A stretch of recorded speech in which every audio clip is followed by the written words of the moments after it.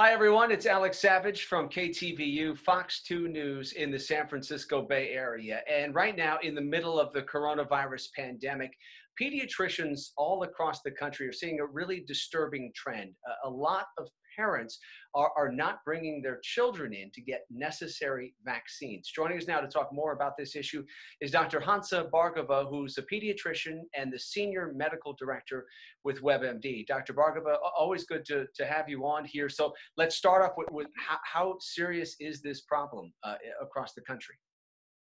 Alex, thank you so much for having me here today. Yeah, it's really concerning, and pediatricians across the country are worried about it. In fact, a CDC report recently, the MMWR report, showed that there's been a decrease of 40 to 50% of vaccinations in under the age of 2.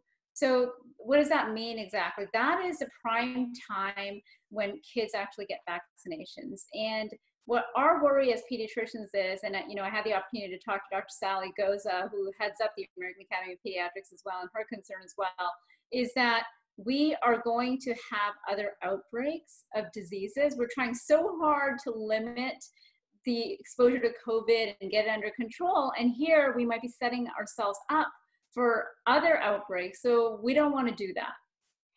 You are a pediatrician yourself. I mean, what is Yes. it that you're hearing from parents? Obviously, there's a lot of Yeah. concern about potentially being exposed to coronavirus. So, when you go to visit the doctor, what are the concerns that you're hearing from parents? Yeah, and that's exactly it. So I think it's not that parents don't want their vaccines. It's just that they don't want to take their children, especially young children, into the doctor's office right now. So we know this because there's been a real slide in terms of how many people are actually coming in. But the pediatricians have really been agile. They've really tried to rise to the challenge by offering telemedicine, and their waiting rooms are spick and span. I mean, they have turned, somersaults to make sure that everything is spick and span. They don't want anybody to get COVID-19. And in fact, some pediatricians are even having people wait in their cars. So you don't even have to come into the waiting room. You can actually wait in your car. You can talk to a pediatrician about that. They are trying really hard because what they don't want is for children's health to suffer. So we want to see you for the vaccines. We want to see you for when your kids are sick. We don't want other bad things to happen because we're trying to prevent COVID-19. And I guess a lot of this concern about visiting the doctor's offices or taking a child into the hospital, it comes from the initial message I think that we got as this crisis was really beginning to unfold was that, look, we need to have the hospitals be available for coronavirus patients, and we didn't want the hospitals to be overwhelmed. And so I think a lot of people still have that, I think, in the back of their mind, thinking, I don't want to just show up at a hospital, and take away a bed for someone who might be suffering from COVID. I completely understand that. And, I think that the communities really come together to help the hospitals that way. But here's what one doctor told me, actually, and I do agree with this. The waiting rooms or hospitals themselves are probably cleaner than grocery stores, right? Because the traffic is less there. It's experts that know how to clean the area. So if you're going to the grocery store twice a week, which most of us probably do, you are probably more at risk at the grocery store than you are going into your doctor's waiting room or going in to get your vaccine. So I would just emphasize that, hey, let's not shoot ourselves in the foot because we're trying to help ourselves not get an infection. And the other thing I would say, Alex, that people should realize is that there are diseases that kids can get that are more contagious than COVID-19. For example, measles. Mm-hmm. And I don't know if people know that, but if there's a room of 10 people and a person with measles sneezes or coughs, 9 out of those 10 people can actually get the infection. It's hugely contagious. So it is, from a contagious perspective, it is much worse than COVID-19. You don't want to have a measles outbreak and not be vaccinated. Yeah, it's so interesting because so much of our focus now is on coronavirus, and especially as of late, a lot of the focus is on the development of a potential vaccine Yes. for coronavirus, and then you have a whole segment of the population, it would seem, that's Yeah. forgetting about all of the existing vaccines that we have for these other diseases, and it's just so critical. How likely is it that if you continue to have a lot of people not getting the vaccines that they need for their kids, that you would have an outbreak of something like measles? How likely is that to happen? That's a great question. And actually, in years past, we've seen that happen, right? We know there were outbreaks. We know about the Disneyland outbreak. Yeah. We know about outbreaks in certain parts of the United States, which, didn't maybe enforce mandatory vaccination for school. So, I'm not pointing the finger to any of those places. All I'm saying is that when you have groups of people that don't get vaccinated, you lose herd immunity. And what does that mean exactly? That means the virus can actually jump from one person to the other person to the other person. You're almost ripe for that virus. And for measles in particular, you really need to have 90% of the people protected at least. Some people say 94 to 95%. So that's concerning. And the last thing I would say about measles in particular is that measles, actually getting the infection itself, can cause, by some reports and research, what immune cell amnesia. So what does that mean? That's basically your cells that could fight off a cold or a virus that they've seen over and over again, all of a sudden forget how to do it. And that happens after a measles infection. So there's just so many implications of having measles outbreaks or other infection outbreaks that I just can't say it enough. Like, we just need to protect our kids and protect ourselves against vaccines. Okay, and your message, once again, I know you've talked about the fact that doctors' offices and hospital settings, they are obviously going above and beyond to maintain cleanliness, to make sure that it's a safe environment that will slow the spread of coronavirus. But what is your final message to parents out there who maybe have, over the last couple of months, been putting off those vaccines for things like measles? Yeah, no, thank you for that. Well, it's interesting because the headlines we're seeing right now, Alex, is, we're all excited about a coronavirus vaccine, right? You said it at the very beginning. So we're waiting for this, and yet we're actually going to put ourselves in harm's way by not getting the vaccines that our kids really need. And measles is one of them. Meningitis is another. I've seen kids who are unvaccinated get meningitis. I've seen babies get pertussis because their older siblings weren't vaccinated against pertussis. Pertussis is very dangerous in a baby. They can literally stop breathing. They may need a ventilator. So, the stories you're hearing about COVID-19, unfortunately, that's not the only disease where bad stuff can happen. So my message is loud and clear. Make sure you go talk to your doctors. They will figure out a way for your babies and children to get the vaccines in a safe manner. I promise you, they will do whatever it takes to help you not get an infection and prevent those other infections that can be, very dangerous as well to our children. Yeah. Let's shift just a little bit from children and folks, parents not taking them in for vaccines at this point, but just sort of the broader question of how many people out there do you think are skipping out on just regular doctor's visits, checkups, or even necessary medical procedures for serious health issues right now, just because they are nervous about going into a hospital setting? I think it's really prevalent, actually. And in fact, I wrote an article for WebMD about it. I was so concerned. The ERs are seeing less people coming in. Some ER doctors are quoting 40 to 50% reduction in patients in the ER. And so what does that mean exactly? Well, it doesn't really matter if you have a cold and you decide to wait it out. But what does matter is if you've got really bad abdominal pain, you might have an appendicitis. If you have diabetes and sugar levels are not controlled and you're having symptoms, that's really serious. Or you have an infection where you need to be hospitalized. Those are really serious. And the last thing that's really concerning, the cardiologists are coming out about this, is people having chest pain at home and actually having heart attacks at home, but being afraid to go in because they're going to get coronavirus. And in fact, that research is coming out of Italy right now, because Italy, as you know, was the first, not the first, but one of the first countries to see coronavirus volumes go up. They actually have seen a lot of heart attacks fully go to full completion because people aren't coming in. Yeah, that's just so scary. So, what types of are there any certain types you talk about, heart conditions? Are there any other types of underlying health conditions that folks may have that they really want to think seriously about making that trip to the doctor sooner rather than later? Yeah, absolutely. I mentioned diabetes. There's other conditions as well, like, hypertension, high blood pressure, inflammatory diseases that people can have, like inflammatory bowel disease, and of course, cancer. So, if you're on immunosuppressive medication and you have a fever or you're sick, you just definitely call to your doctor, come to the ER if they say that you should.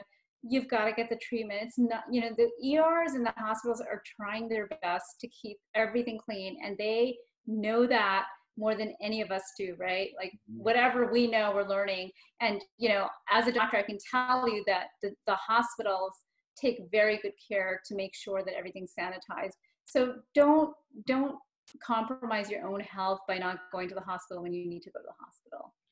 And at the very least, I suppose you could probably say, look, I know a lot of doctors, mine included, they're doing more of these telemedicine visits. Yes. At the very least, I'm sure you would tell someone to at least get on to the Zoom call or the FaceTime call or whatever it is with your care provider, to have them do an assessment that way to figure out if you do need to come in for something that might be more serious. I mean, that's a great point, Alex. I think now that we have telemedicine available, absolutely, you can jump on. Now, of course, if you have an emergency, you've got chest pain, you fall, you hit your head, you have a stroke, you have stroke-like symptoms. Those are times when you just want to call 911. And don't be afraid to call 911. Just, you got to do it. But absolutely, telemedicine is a great way to hop on with your doctor and say, hey, do I need to be seen? Do I not? And they can guide you with that. Absolutely. I was reading too that seniors in particular, I mean, it obviously makes sense on its face, but a lot more seniors in particular, that group is really worried, and they are less likely to come into a hospital if they potentially have some sort of a health issue. What would you tell seniors out there about what the risks of not going in to get something checked out? Yeah. You're absolutely right. And I do worry about them. And the seniors rightly are worried, right? Because we said, hey, stay at home, you're more vulnerable to disease. It's all appropriate, but they're also more likely to have issues from any kind of underlying illnesses that they have. So it's really important for the seniors to reach out via telemedicine or in an emergency to call 911 and know that the hospitals are doing their very best to make sure that they reduce the risk of you having a coronavirus infection. But it's really important to reach out if you are having any trouble at all. And also that includes prescriptions. Call your doctor. Most of the time you can refill those prescriptions. And if the doctor says, come on in, well, that's really great, because again, those offices are probably cleaner than the grocery stores. So, I think it's really important to do that. If there's one takeaway from this conversation, it should be that if you're going to the grocery store, you're probably putting yourself more at risk. Yeah, absolutely. Well, you don't want to go to the grocery store. With that being said, I know they're doing a great job and they're doing their best at grocery stores. But as you point out, I mean, you do have, a different level at medical facilities because the standards are so high right now. That's a great takeaway. What sort of questions would you think a person would want to ask their healthcare provider about the safety protocols and the safety measures that are in place to slow the spread of the virus? So there's some key questions you might want to ask before you make that visit or make that trip to the Absolutely. Doctor. And I think that's also important. A patient asked me about childcare facilities, daycares opening, camps over the summer. Oh, yeah. I think it's really important to be a self-advocate and ask, how are those facilities being kept clean? What are you doing? Are you doing it daily? how many workers are there, have the workers been tested, what's going to be the, the ratio of people in, say, a waiting room, or, if there's no waiting room, can you stay in the car? Those are great questions to ask. And lastly, like for childcare and for child, camps, actually the CDC has published some guidelines around that. So you can go to cdc.gov and actually take a look yourself, so that you know a little bit more about it before you ask those questions as well. Yeah, and you've touched on it a couple times, but it's important to remind folks that there's a lot of new procedures and protocols in place now. As you talked about, you can get a message that's or you can wait in your car and then be notified when your appointment time begins, or when the doctor is ready to see you. Obviously, we're seeing a lot of coronavirus testing, but we're seeing a lot of drive-through testing.